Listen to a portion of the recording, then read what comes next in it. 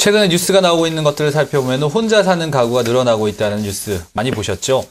부동산 시장에서도 마찬가지의 흐름이 나오고 있습니다. 도시형 생활주택이라든지 혼자 사는 1인 가구에 적합한 부동산 상품들이 굉장히 좋은 흐름을 보여주고 있는데요. 시장이 이렇게 해서 한쪽으로 쏠림 현상이 나오면 반대로 수혜를 볼 수 있는 업종도 분명히 있을 것 같습니다. 수혜 업종이나 종목을 뽑아본다면 어떤 게 있을까요? 네, 그렇죠. 지금 말씀하신 대로 결혼이 늦어지고 있다는 걸 거꾸로 해석하면 혼자 사는 사람이 많다는 거죠. 그래서 그게 항상 지금 계속적으로 시장에서 뿌려지고 있는 1인 가구수의 증가가 바로 결혼 정년기가 늦어지는 것은 1인 가구수의 증가를 의미한다. 그렇게 보는 거죠. 그렇게 봤을 때는 1인 가구수의 상승 포커스를 맞추시는 것이 아주 작게 간다는 겁니다. 오피스텔의 규모도 작아지고 있고요. 보통 다세대 주택 같은 경우도 평수가 오히려 작아지고 있습니다. 1인 가구들은 사실 이동도 작고 작은 공간에서 혼자 다 해결해야 되기 때문에 1인 가구의 어떤 수혜주가 될 수 있는 섹터에 대해서는 늘 관심을 가져라. 그럼 과연 1인 가구수의 어떤 수혜주가 섹터가 뭘까? 제가 항상 드리는 말씀이 렌탈 업체들이 많이 됩니다. 그래서 보니까 계속적으로 예전에 말씀드렸듯이 뭐 GS 홈쇼핑 관련주들도 사실 많은 흐름이 있고요. 제가 AJ 렌터카라는 어떤 종목을 사실 그 상장돼 있는 종목인데 그 자동차 렌터 회사 아니겠습니까? 그래서 이제 렌터카 회사라든지 이런 편의점 업체도 마찬가지일 것 같습니다. 그래서 1인 가구수의 증가 자체는 그냥 실제적으로 2인, 4인 가구보다는 작게 자주 사는 아이템 품목들을 많이 갖고 있습니다. 그것이 홈쇼핑이 될 수 있을 것 같고요. 편의점도 마찬가지고 또 이제 1인 가구의 어떤 가장 큰 특징은 자기를 위한 투자를 많이 한다는 겁니다. 그것이 바로 레즈, 오락, 문화업종까지 간다는 거죠. 사실 말하기 나름입니다만 상당히 다방면에 걸쳐 있습니다. 그래서 실제적으로 결혼 가구, 결혼 정년기가 늦어진다는 걸 오히려 거꾸로 해석하면 1인 소비가 증가하고 1인 가구가 증가할 수 있기 때문에 오히려 항상 수혜주 입장에서는 가구업체에 대해서는 좀 부정적 하지만 1인 4대 시대의 어떤 증가업체에 대해서는 항상 긍정적 뷰를 가지는 것이 좋을 것 같습니다. 최근에 시장에서 나오고 있는 트렌드나 메가 트렌드와도 좀 잘 맞아떨어질 것 같습니다. 한쪽에서 피해를 보면 반대쪽에 반사이익을 보는 업종이 반드시 생기기 마련인데 1인 가구의 증가에 따라서는 렌탈이나 홈쇼핑, 편의점 유통 같은 기업들이 수혜를 볼 것이라는 예상이 같이 제시되었습니다. 잘 참고해서 보시면 좋을 것 같습니다. 네, 어제 GS 리테일 주가를 보니까요. 7%대 급락세를 기록했습니다. 게다가 오늘 같은 경우에도 2% 넘는 급락이 나타나고 있는데요. 뉴스를 보니까 공정위가 죄송합니다. 800m 내 편의점 출점을 제한한다라는 그런 보도가 나왔습니다. 공정위 측에서 아니다, 보도가 오보된 것이다라고 말은 했지만 투심은 회복되지 않는 모습을 보고 있습니다. 팀장님, 이 이슈는 어떻게 봐야 될까요? 네, 그렇습니다. 지금 이제 보면은 계속적인 규제가 나온다는 거죠. 이게 유통업체에 대한 규제 자체가 사실은 서민생활과 직결이 되는 것이고, 그것은 사실 그 지금 현재 대선에서 계속 많이 거론되고 있는 바로 부의 빈부격차, 즉 경제 민주화와 관련 이슈가 되는 것입니다. 그래서 사실 뭐 예전에 한 제약업체에서 먼저 규제 이야기 나왔고 두 번째 나온 것이 유통업체, 뭐 상권 보호 이런 것이 나오는 것이죠. 그러다 보니까 GS 리테일 어저께 같은 경우에 한 5% 이상 급락을 했고 오늘도 조금 약세인데요.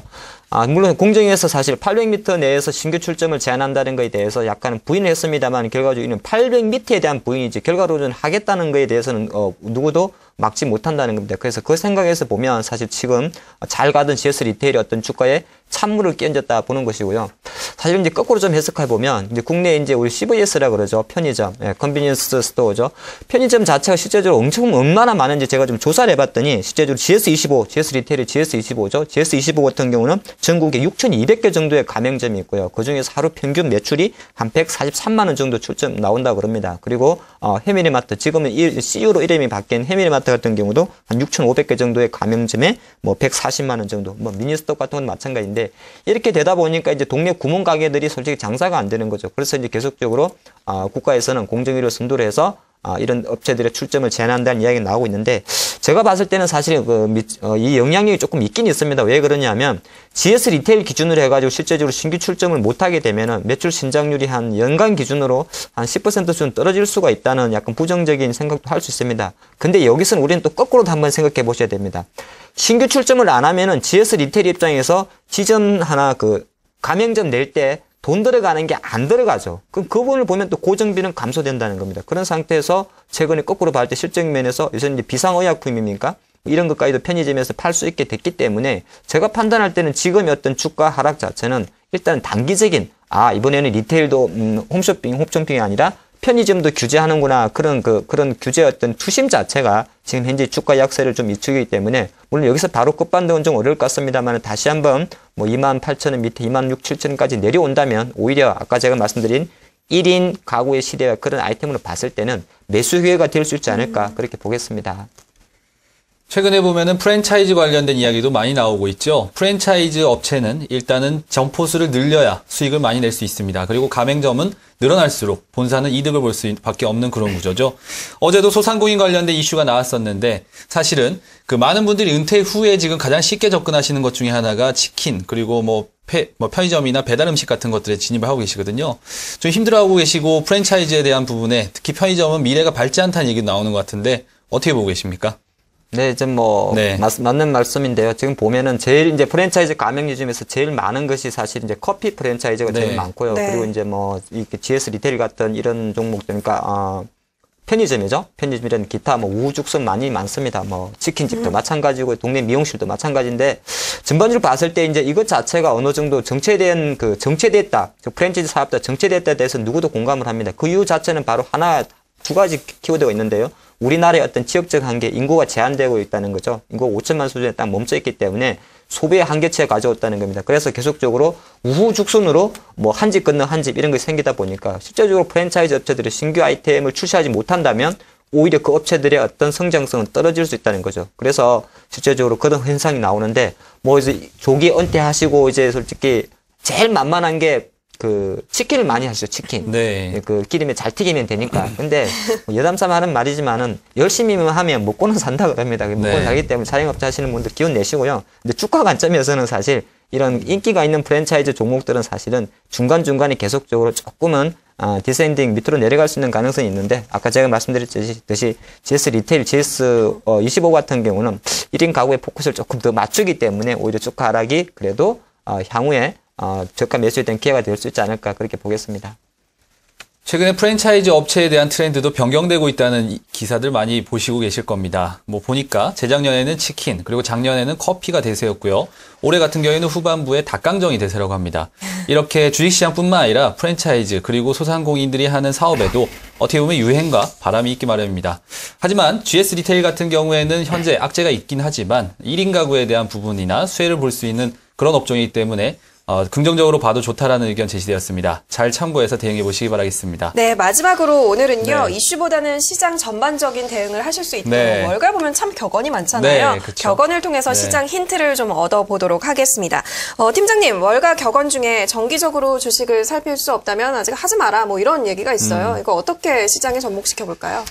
근데 사실 이제 항상 투자가 좀 어렵고 최근에 보면 네. 이제 저 지인들한테 전화를 좀 들어보면은 10월달, 11월달 상당히 어렵다는 이야기를 합니다. 어렵다는 이야기는 사실 5월달, 8월달 장 급락할 때보다 전체적으로 투자 타이밍이 너무 빠르게 움직이고 있고 또 연말이 오고 있는데 자신의 어떤 수익률 자체가 좀 떨어지다 보니까 항상 이런 고민하는 것 같고요. 아마 이런 고민 자체는 항상 시장이 좀 어렵다거나 아니면은 자신의 수익률이 떨어질 때마다 할 것이고 항상 그럴 때마다 우리보다 조금 먼저 시작한 어떤 현인들의 글을 많이 인용을 하는데 오늘은 그 중에 하나를 가지고 조금 접근해 보겠습니다. 월가 격언에 제가 영어로 읽어 드릴까요? 네. 네, don't pick stock. 주식을 네. 건드리지 말라 그럽니다. 왜? 뭐 할 때? 그러니까 you follow stock regularly. 그러니까 네. 주식을 계속적으로 차익할 수 없다면 주식을 건들지 말라 그럽니다. 참 영어는 잘 안 되네요. 이렇게 말씀드린 이 무슨 말이냐면 주식은 항상 그렇습니다. 주식을 사는 것도 중요하고요. 파는 게 또 중요하죠. 그래서 주식은 사실은 한 번 잘하는 게 중요한 게 아니라 사실 두 번을 잘해야 된다는 겁니다. 아니 이게 무슨 이야기인가 할 수 있겠습니다만은 실제적으로 살 때 한 번, 팔 때 한 번 아니겠습니까? 즉 결과론적으로 주식은 항상 어떤 사람들은 사는 것이 중요하다, 싸게 사는 것이 중요하다 하지만 결과론적으로는 싸게 사는 것도 중요하고 비싸게 파는 것도 중요하다는 겁니다. 그래서 우리가 항상 이런 이야기를 하죠. 내가 어떤 주식을 사고 나면 이 월가 격언의 내용은 그렇습니다. 가만히 내비두면 그건 장기 투자가 아니다. 그건 실제적으로 아니라 계속적으로 주기적으로 이 회사의 어떤 기업 상태가 제대로 가고 있는지 그리고 아무리 이렇게 좋은 회사가 주가가 빠지게 되면 왜 빠지는지를 투자자 본인이 알아서 판단을 하라는 겁니다. 그 관점에서 이런 월가 이야기가 나온 것이고요. 여기서 조금 이제 제가 좀 좋은 말씀을 드리면 이제는 이 주식시장도 일방향 서비스보다 양방향으로 흘러가셔야 될 것 같습니다. 즉 투자가분들이 기존에는 뭐 정권방송, 정권사, 뭐 애널리스트의 보고서를 보면서 우리가 주식을 평가했다면 이제는 뭐 세상 트렌드가 스마트한 시대 아니겠습니까? 그래서 고객 투자가분들이 직접 주주로서의 권리를 가지라고 저는 말씀드리겠습니다. 내가 주식을 샀기 때문에 나는 삼성전자의 주주입니다. 그래서 실질적으로 오히려 힘있게 어떤 회사의 주식 담당자와 통화를 한다든지 아니면 개별 주식 같은 경우는 가깝게 지나가는 길에 경기도 쪽에 코스닥 많습니다. 지나가는 길에 잠깐 방문할 수 있는 겁니다. 절대 그런 것 자체를 어려워할 필요 없고 주주로서의 소액 주주로서의 권리를 내세운다는 것이 오히려 투자에 좀 바른 방향이 가지 않을까 그런 말씀드리겠고요. 그런 관점에서 잠깐 지금 그 말씀드리면 하여튼 주식이란 건 그런 것 같습니다. 삼성전자가 제가 삼성 이야기만 잠깐 말씀드릴게요. 삼성전자는 좋은 주식입니다. 하지만 이것이 정말 투자로서 좋은 주식일까에 대해서는 고민은 같이 한다는 겁니다. 제가 왜 이런 말씀 드리냐면 좋은 주식이 있고 투자 수익이 좋은 주식이 있습니다. 즉 무슨 말이냐면 좋은 기업도 있습니다만 결과로는 좋은 기업은 항상 주가가 비싸죠. 하지만 우리 투자가분들은 사실은 좋은 기업보다는 투자 기회가 있는 좋은 주식을 찾는다는 거죠. 그런 관점에서는 아까 제가 말씀드린 좋은 주식을 고르고 싸게 사서 비싸게 팔며 중간중간에 내가 주주로서의 권리를 좀 가지는 것이 오히려 부끄러워할 것도 아니고 어려워할 것도 아니다. 만약에 내가 한 주를 샀는데 그 기업의 IR 담당자가 만약에 당신한테는 그런 이야기를 해줄 수 없어. 그러니까 하면 그 회사는 투자를 안 하시면 되는 단순한 논리로 접하는 게 어떨까 싶습니다. 네, 격언 중에 여러 가지가 많죠. 그 중에서도 뭐 매크로한 것들 살펴보면은 세상의 맛집의 개수는 모든 어머니의 수와 같다라는 이야기도 있고요. 주식 투자를 하시는 분들에 대해서는 주식 투자 기법은 모든 주식 투자자의 수와 같다라는 이야기도 나오고 있습니다. 그래도 팀장님을 저희가 모시고 방송을 하는 거는 그만큼 시장을 넓게 보시고 보는 눈이 있다라는 뭐 어떻게 보면 현인이시기 때문에 모셔서 얘기를 하는 건데요. 많은 분들이 아마 오늘 매크로한 이야기를 했기 때문에 조금 궁금하실 것 같습니다. 연말까지 시장에 대해서 팀장님 어떻게 보시는지요? 그렇죠. 이제 뭐 네. 공부는 됐고요. 이제 네. 실전으로 들어가겠습니다. 네. 제가 오늘은 그 약간 원론적인 시간을 말씀드릴게요. 그 주식 투자하실 때 항상 우리 가장 많이 보는 것이 중기 수급지 21선을 많이 보지 않습니까? 네. 그러니까 코스피 기준으로 해서 지금 21선이 한 1910포인트 정도 있습니다. 21선 위에 있을 때 박스권에 갇혀 있을 때 밑에 있을 때는 기준만 간단히 세워두면 투자하시는 데 도움이 되지 않을까 좀 말씀드리겠고요.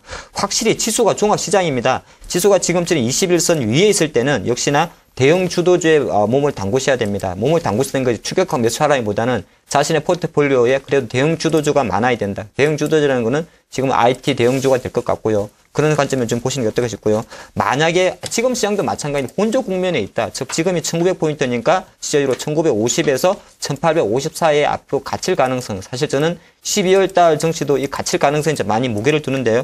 그렇게 됐을 때는 역시나 약간 5대5 정도로 주도주와 내수 방어주를 섹트하셔야 된다는 겁니다. 주도주는 보통 경기 민감주가 되는 것이 많고요. 내수 방어주는 지금 조정을 보이고 있는 음식료, 제약주 관련주들의 내수 방어주가 되겠죠. 그렇게 좀 보시는 게 좋고. 근데 그게 아니다. 지수가 급격하게 21선 밑으로 내려갔다 했을 때는 확실하게 가장 중요한 거는 21선 밑으로 내려가면 뭘 살 게 중요한 게 아니라 현금 살 생각을 하셔야 됩니다. 현금 캐시 확보 전략에 조금 비교중을 두시라는 겁니다. 아니 다 물려있는데 뭘 현금을 만들어. 하지만 그렇지 않습니다. 주식을 길게 하시는 분들은 손실날 종목부터 먼저 좀 비중을 줄이시는 게 어떨까 싶고요.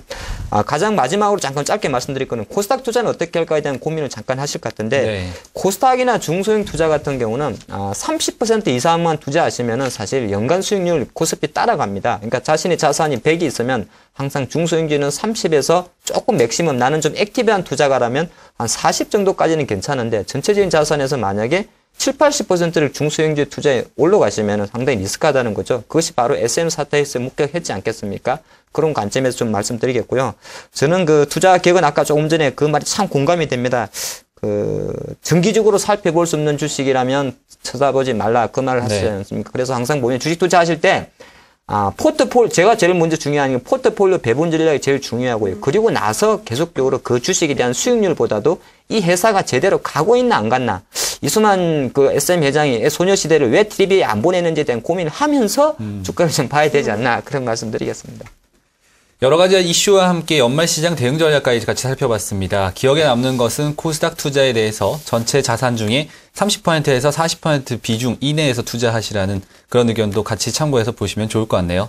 네, 지금까지 하창봉 팀장과 함께 이슈앤뉴스 진행해봤습니다. 팀장님 도움 말씀 고맙습니다. 네.